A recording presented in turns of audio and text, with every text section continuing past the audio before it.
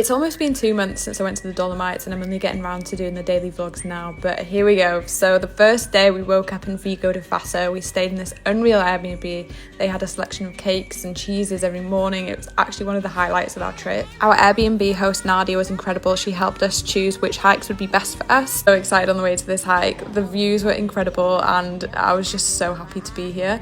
We parked at Sella Pass and we had to get this dodgy 2-person cable car up to the top. Cost around €25 per person, which I thought was steep at the time, but actually after having spent more time in the Dolomites I realised that was one of the cheaper options. This whole way up I felt a bit nauseous. I get really bad motion sickness and Sam was just winding me up, like moving the cable car and stuff. But the views were again incredible. Made it to the top and there was still some ice on the mountains. It looked so dramatic.